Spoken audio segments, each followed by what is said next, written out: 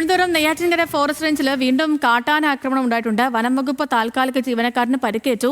മരക്കുന്നം സ്വദേശി അനീഷിനാണ് പരിക്കേറ്റത്. പ്രതികരണത്തിലേക്ക്. ഷിഫ്റ്റ് ഡ്യൂട്ടി കഴിഞ്ഞു 8 മണിക്ക് ഇറങ്ങി വരുന്ന സമയത്ത് വരാൻ തുടങ്ങുന്ന സമയത്താണ് വളവിൽ ആന നിൽക്കുകയും ഇവരെ രണ്ടുപേരെയും ആക്രമിക്കാൻ വേണ്ടി ഓടിച്ചു.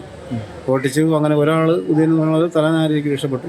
അങ്ങനെ ആന യഥാർത്ഥത്തിൽ ഓടിച്ചത് അനീഷിനെയാണ്. അങ്ങനെ ഓടിച്ച് വളരെ സാഹസികമായിട്ട് രക്ഷപ്പെട്ടു. അത് കഴിഞ്ഞ് നേരെ ഈ ഉദയകുമാർ പുള്ളി എനിക്കും ഒരു 10-15 മിനിറ്റ് അവിടെ കിടക്കുകയായിരുന്നു. പിന്നെ ഉദയകുമാർ വന്ന് എടുത്തു.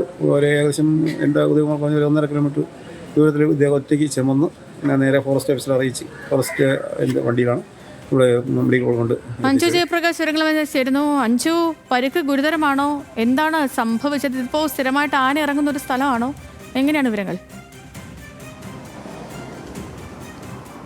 സെതു, ഇന്നിതിപ്പോൾ രണ്ടാമതാണ് വീണ്ടും കാട്ടാന ആക്രമണം എന്നൊരു വാർത്ത തിരുവനന്തപുരത്ത് നിന്ന് വരുന്നത്. നേരത്തെ രാവിലെയോടുകൂടി തന്നെ നെടുമങ്ങാട് ജോലി സ്ഥലത്തേക്ക് പോകുന്ന യുവാവിന് പാലോട് ഭാഗത്ത് നിന്ന് കാട്ടാനയുടെ ആക്രമണം ഏറ്റിട്ടുണ്ടായിരുന്നു. ഇപ്പോൾ ഇത് വനം വകുപ്പ് താൽക്കാലിക ജീവനക്കാരനാണ് കാട്ടാനയുടെ ആക്രമണം ഏറ്റ ഇപ്പോൾ ഗുരുതര പരിക്കുകളോടെ ആശുപത്രിയിലേക്ക് കൊണ്ടുപോയിരിക്കുന്നത്.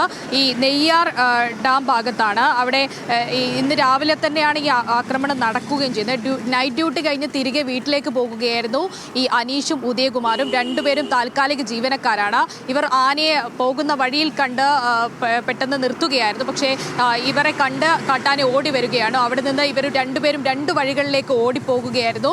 അവിടെ അനീഷ് പോയ വഴിയിലേക്കാണ് കാട്ടാന പോയത്. അനീഷിന്റെ കാലിന് കുത്തേറ്റിട്ടുണ്ട്. ഒപ്പം തന്നെ ഈ ആനയുടെ തുമ്പിക്കൈയിൽ നിന്ന് അടിയേറ്റിട്ടുണ്ട് എന്നാണ് നിലവിൽ മനസ്സിലാക്കാൻ സാധിക്കുന്നത്. മാത്രമല്ല അവിടെ നിന്ന് ഓടി രക്ഷപ്പെട്ട് കുഴിയിൽ വീണതുകൊണ്ടാണ് ജീവൻ ബാക്കിയായത് എന്നതാണ് നിലവിൽ അനീഷ് സംസാരിക്കുമ്പോൾ മനസ്സിലാക്കാൻ സാധിക്കുന്നത്. എന്തായാലും ഈ അനീഷിനെ പരിക്കുകളോടെ കൂടെയുള്ള സഹപ്രവർത്തന ഉദയകുമാർ ചുമന്നുകൊണ്ടാണ് 1/2 കിലോമീറ്റർ ദൂരം നടന്ന് ആശുപത്രിയിലേക്ക് എത്തിച്ചത് എന്നുള്ളതാണ് ഏറെ ഖേദകരമായിട്ടുള്ള സംഭവം. സമാനമായിട്ട് നിരന്തരമായിട്ട് ഇവിടെ കാട്ടാന ആക്രമണം ഉണ്ടാകുന്നുണ്ട്. ഒരു വർഷം മുമ്പ് ഒരു തമിഴ്നാട് സ്വദേശിയായിട്ടുള്ള മധുവിനെ ഇവിടെ നിന്ന് കാട്ടാന ചവിട്ടിക്കൊന്നിട്ടുണ്ടായിരുന്നു. 3 മാസം മുമ്പ് മറ്റൊരു താൽക്കാലിക ജീവനക്കാരന് കൂടി ആ കാട്ടാനയുടെ പരിക്ക് പറ്റിയിട്ടുണ്ട്. മറ്റൊരു കാര്യം എന്തെന്ന് പറഞ്ഞാൽ സേതു, ഇവരുടെ കയ്യിൽ ആകെ ലാത്തിയും ഒരു ടോർച്ചുമാണുള്ളത്. കാട്ടാന വരുമ്പോൾ ഓടുകയല്ലാതെ മറ്റു വഴികളൊന്നുമില്ല.